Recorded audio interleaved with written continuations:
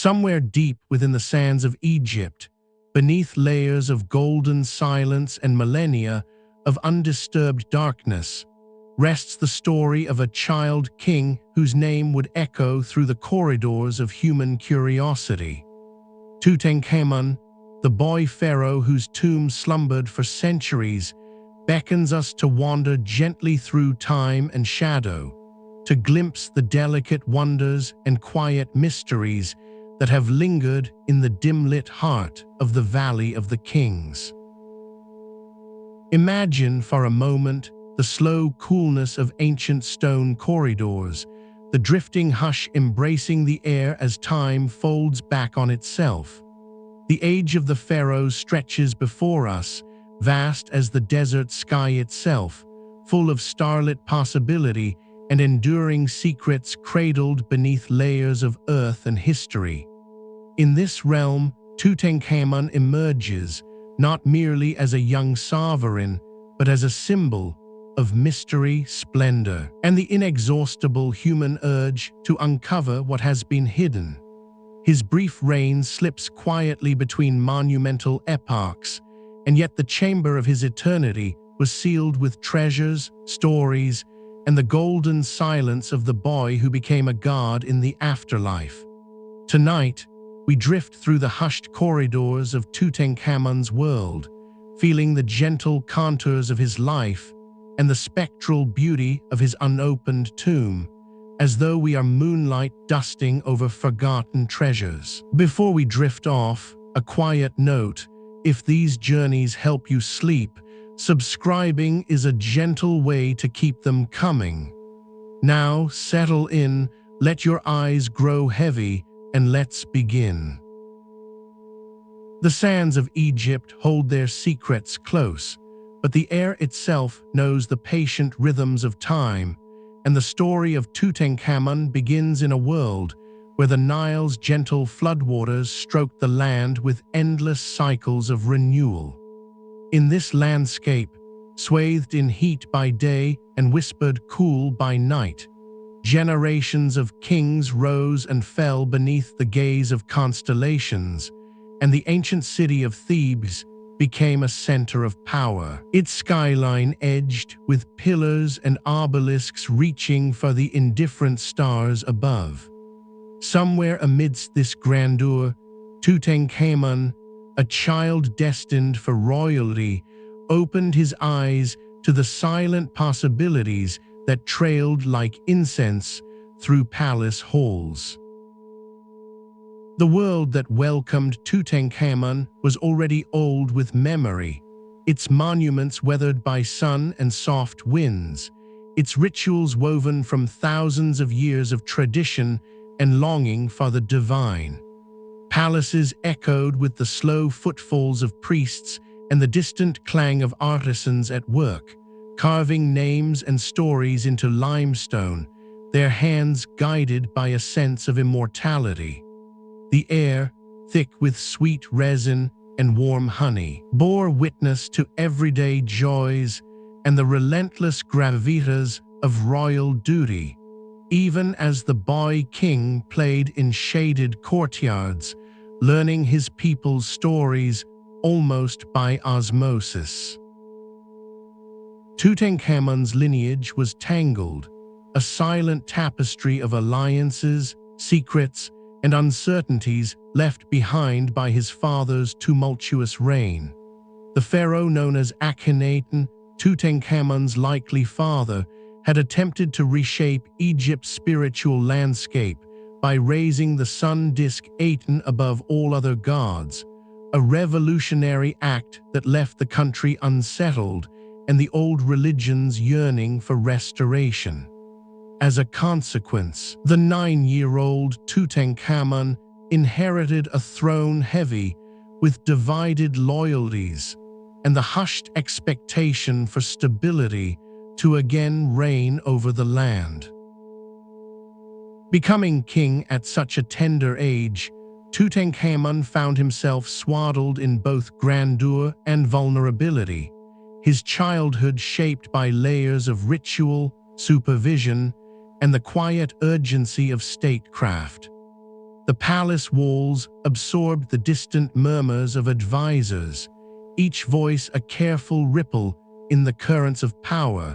As the young pharaoh's days unfolded with ceremonies, lessons in reading the ancient glyphs, and the subtle wisdom of seasoned elders who remembered a world before upheaval.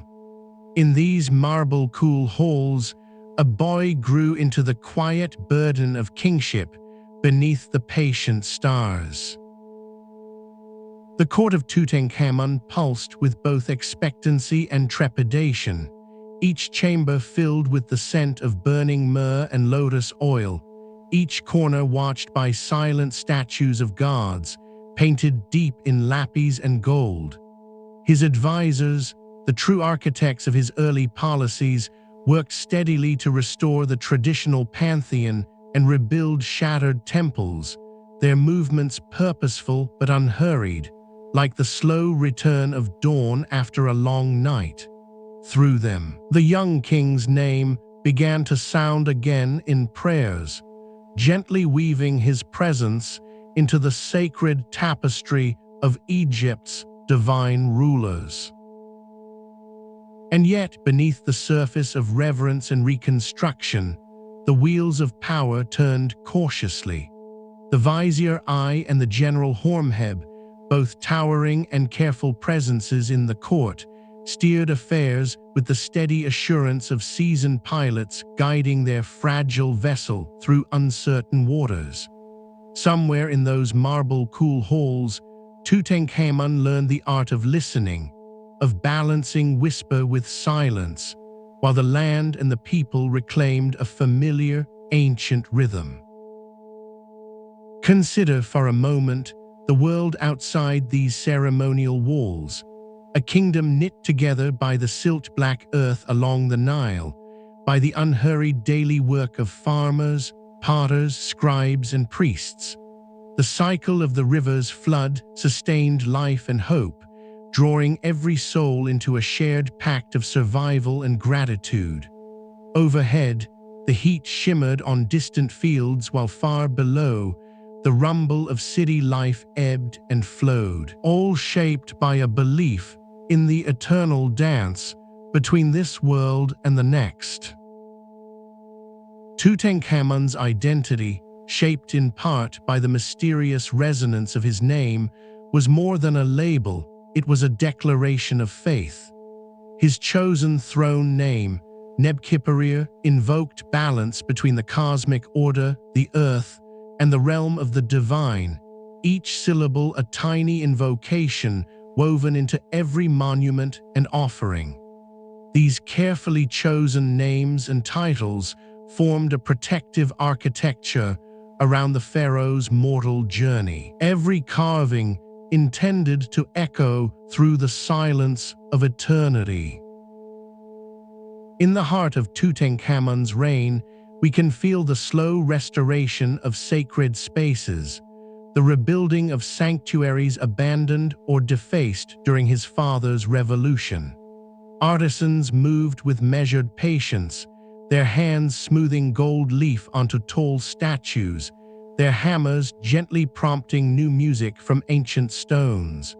Scenes of old gods, Amun, Osiris, Isis, were returned to the cool sanctuaries, their watchful presence reassuring the people that balance and tradition would once more hold sway. Within his short reign, Tutankhamun is thought to have commissioned hundreds of works, reliefs, inscriptions, sacred vessels, statues, all quietly bearing his image and prayers. The echoes of his ambition, even if shaped by others, remain embedded in the crumbling stone, a silent testament to renewal, hope, and the deep yearning to be remembered by both gods and mortals alike, long after the last lantern has burned out beneath the stone lintels. Yet for all the splendor of Egypt's new dawn, instability still drifted through the court like winter fog across desert dunes. Tutankhamun's health, as scientists now believe, was frail, his bones marked by fractures and possible congenital conditions derived from generations of royal intermarriage. Some researchers have examined his remains and noted evidence of disease, perhaps malaria, perhaps a clubbed foot, each ailment a silent shadow upon the fragile frame of a king expected to outlast time. Despite physical limits, royalty required Tutankhamun to play the roles of warrior, priest, and lawgiver. Ceremonies depicting him victorious in chariots or offering sacrifices by the riverbanks were painted with vibrant ochre and blue, symbols as potent as the deeds themselves. And yet, like gilded armor over porous bone, these images shimmer between reality and ideal, leaving us to sense the gentle tension between the pharaoh's public image and the quiet truth of his actual days. In the cool hours just before dawn, the young king's heart would have been drawn inexorably towards the central mysteries of ancient Egyptian belief, the promise of an afterlife molded by ritual, memory, and the weightlessness of the soul at the threshold of darkness. Priests moved in silent processions, bearing incense and prayers through the shadowy chapels, their every gesture meant to secure eternal peace for Tutankhamun, even as life's uncertainty hovered quietly in every corridor. His queen, Ankhesenamun, stood as both wife and sister, her life entwined fatefully with the king's own delicate destiny. Sculpted scenes show her offering flowers, her face composed, her youth shadowed by the weight of adult terrors still to come. Her presence, fleeting and dusk-like, forms part of the soft lattice of loyalty, grief, and endurance that wove through Tutankhamun's short reign, an echo that ripples linger in the circles of gold scattered through his tomb. Scholars believe Tutankhamun's rule lasted only around a decade, each year unfolding with the constant undertone of fragility, both personal and political. By the time his life's flame was snuffed, perhaps at only 19 years old, the court again stood at a crossroads, the corridors of power echoing with both grief and uncertainty as succession became, once more, a riddle wrapped in linen. Death in ancient Egyptian cosmology marked not an ending but a threshold, a quiet migration from sunlight to starlit eternity, a gentle transit past the guardians of night into the weightless halls of Osiris. The immediate aftermath of Tutankhamun's passing was filled with midnight rituals, measured tears, and the sweet perfume of unguents as embalmers prepared a body they believed would walk again beneath otherworldly skies, if properly preserved. Through an art both precise and enigmatic, priests and embalmers honored the pharaoh with the stillness of seasoned reverence, washing the body with Nile water, wrapping flesh in hundreds of linen strips, and reciting words rung with millennia of meaning. Across the candle-lit hush of their labor, care was taken with amulets, small carved stones and gold, each piece nestled among the wrappings, softening the passage into the shadowed embrace of eternity. Somewhere in that darkness, artisans and laborers quietly constructed the boy king's final sanctuary, cut into the western cliffs of distant Thebes, bathed in the pale quiet of dawn and guarded by the secrets of stone. The tomb's entrance was covered with rubble to evade both time and prowling hands, its interior not grand by royal standards, but serene and complete, prepared for a journey beyond death's cool veil. With practiced calm, the mourners placed treasures at Tutankhamun's resting place, chariots and couches, gilded shrines and painted chests, shimmering necklaces and protective statues, each object an insurance for the afterlife, a companion for the soul's journey through darkness and uncertainty. These artifacts, ageless and patient, slumbered soundlessly in the gloom, awaiting a sun that would not return for more than 3,000 years. The tomb's walls glowed softly with paintings of the afterlife, immortalizing the pharaoh's night journey through narrow corridors of the Jewet, the realm of spirits and gods, awash in indigo silence. Here, the boy king appears radiant and unafraid, greeted by Osiris and guarded by loving ancestors, each vivid brushstroke a tiny lullaby against the infinite hush pressing in from worlds unseen. And yet outside, the desert kept its secrets, mounding the tomb beneath an ever-renewing skin of wind-borne sand.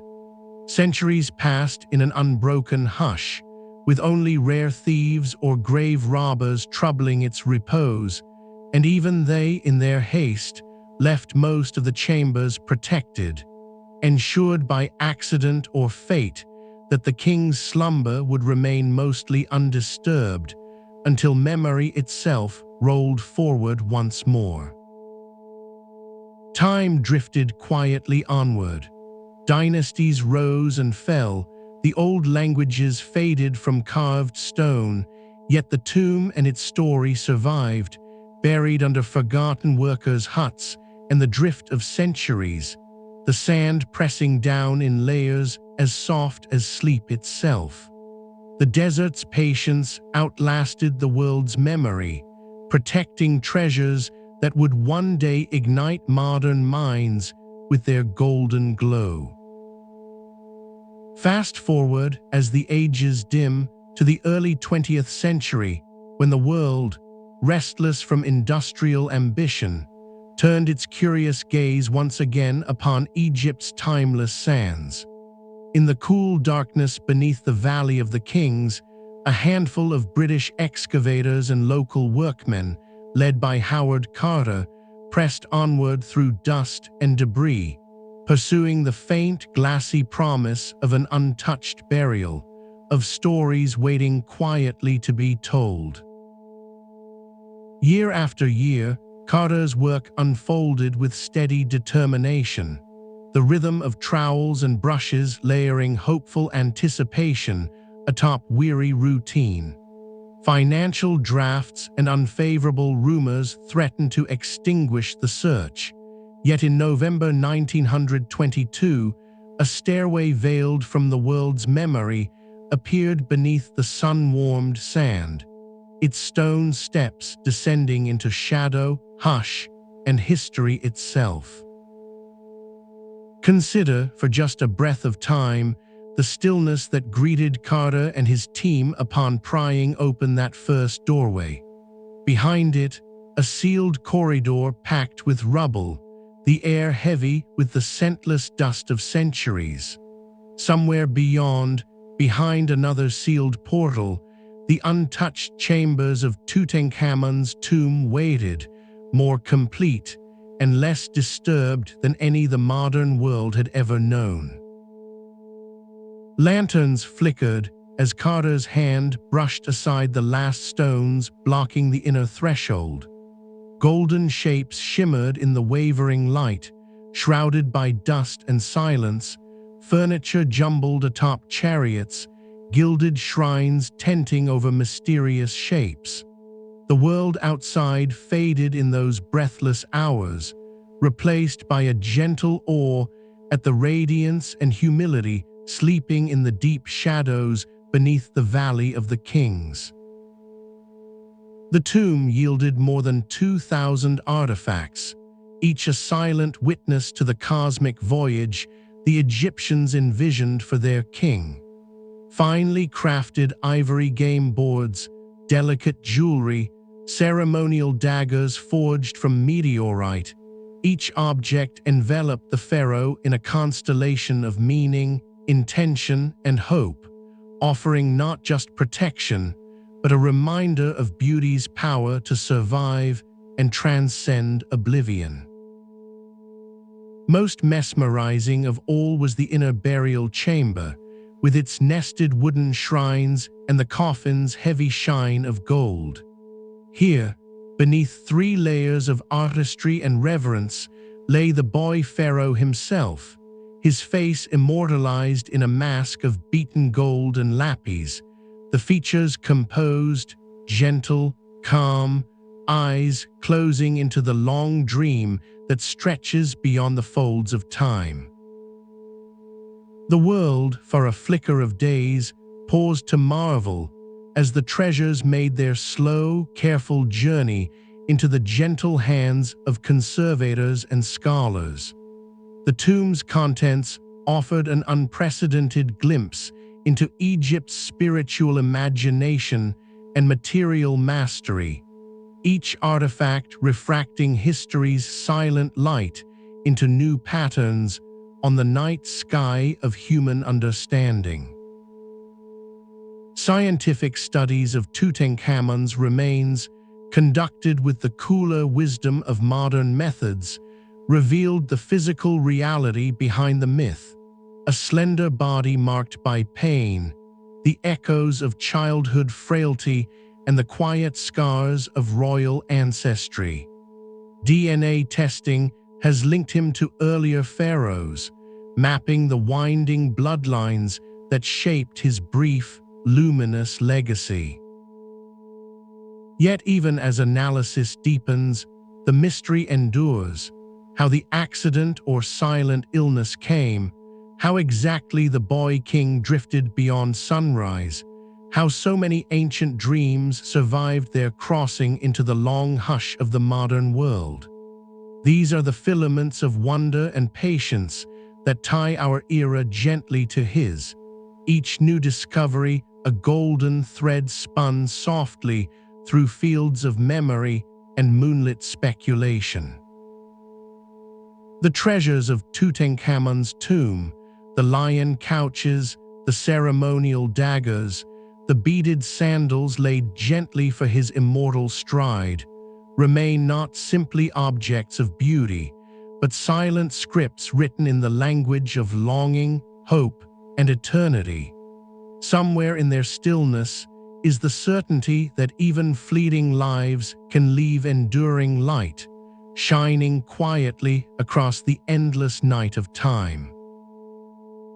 And so, as we drift farther into sleep's quiet stream, the desert stars settle above the Valley of the Kings, the sands closing once more in silver silence. Tutankhamun, the boy who became more than a king, lingers softly in memory and in gold, reminding us that history waits patiently to be found, and sometimes the smallest voices, the ones nearly lost, echo farthest in the silent heart of eternity. Somewhere in the gentle hush of the valley, beneath layers of ancient stone and time-smoothed earth, Egypt's long-lost religious beliefs shimmered, frozen in pigments and gold, each wall of Tutankhamun's tomb quietly telling stories of resurrection and cosmic order, their images unfurling in slow, hushed procession from shadowed depths to the outer world, carrying forward an echo of faith and ritual that once bathed these corridors in divine purpose. Consider, for a lingering moment, the artisans, anonymous hands guided by tradition and reverence, who, in the cool silence of stone chambers, inlaid glass and precious stones, applied lapis blue and sunlit ochre, crafting objects not meant for mortal admiration, but for guiding a young king's soul, a testament to the ways the labor of many finds meaning in a single, silent resting place. Beyond material riches lay the simple beauty of everyday things: linen wrappings, gaming boards, unguent jars, all once living in the golden light of the ancient Nile, now resting with the boy king in an eternal hush, silent reminders that even the great sought comfort in small, familiar shapes as they traveled into the vast, night-strewn distances of the afterlife. And yet, as modern science casts gentle blue light over the traces of resin and pollen, one leading idea suggests that the hasty manner of Tutankhamun's burial, unusual for a ruler, reflects the turbulence and uncertainty of his times, with the quiet urgency of loss echoing through narrow corridors, whispering of political intrigue and dynastic fragility hidden in layers of fragrant darkness. As dust settles undisturbed and the world beyond the tomb grows still, Tutankhamun's spirit floats through dreaming centuries, his legend quietly shaping the collective imagination, a point of golden light in the long night, drawing each new age to contemplate what lies beneath layers of earth, memory, and hope.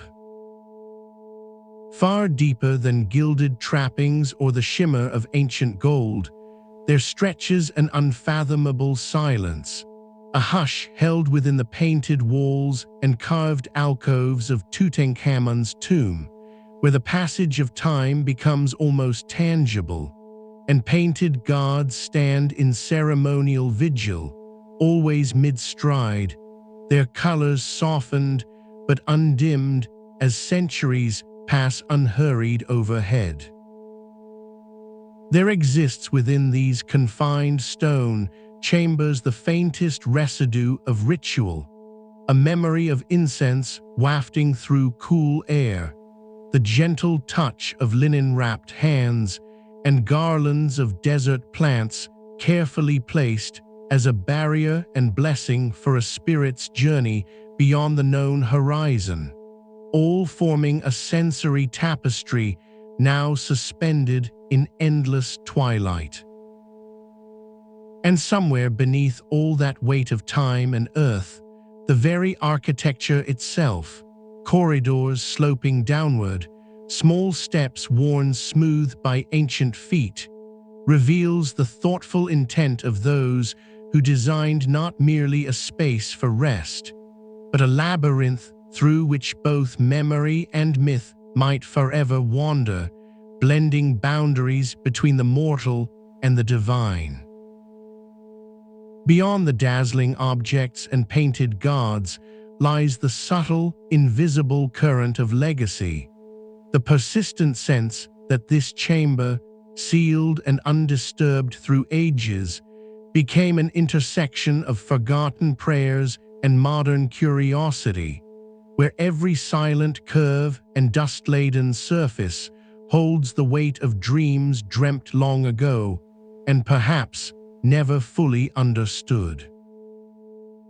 Within the heart of the tomb, silent corridors unfold into deeper chambers, each surface bearing the touch of careful hands who, with mineral reds and muted ochres, painted spells and prayers designed to carry a young king safely across unseen realms, their pigments softened by centuries, yet still gently radiating the hopes that once shimmered in ancient twilight. Outside, long after the sands have settled, the limestone cliffs of the Valley of the Kings absorb the sun's closing warmth, cool shadows stretching along slopes where winds whisper ancient secrets, and somewhere within that patient silence, the boundary between living memory and legend settles into a delicate silence.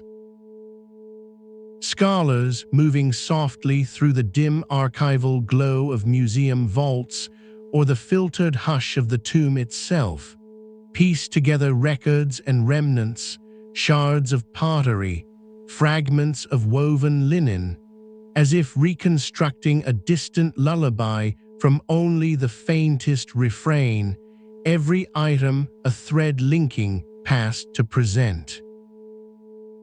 Softly lit by gentle lantern light, catalogers make their way through the intricate patterns of life assembled around the young pharaoh, reeds woven for mats, unguent jars glazed with midnight blues, and small wooden boats meant to ferry dreams, each artifact a sleep-bound memory drifting in ancient hush. Let yourself rest among these ancient remnants, in the hush that lies beyond both sand and speech, remembering that every era leaves its treasures hidden for us to rediscover, reinterpret, and dream upon beneath our own night sky. Whether in the sleep of kings or the gentle stillness you now find, let the golden calm of Tutankhamun's long silence settle softly around you, carrying the tranquility of distant ages into the cool, quiet hours of tonight. Allow your mind to wander, unhurried and luminous, just as the pharaoh's memory drifts, serene, beneath endless Egyptian stars. If this tranquil journey through the silent tombs of history has brought you peace, consider subscribing to drift with us through more stories shaped by wonder and starlight. Sleep deeply, letting time and curiosity keep gentle watch until morning.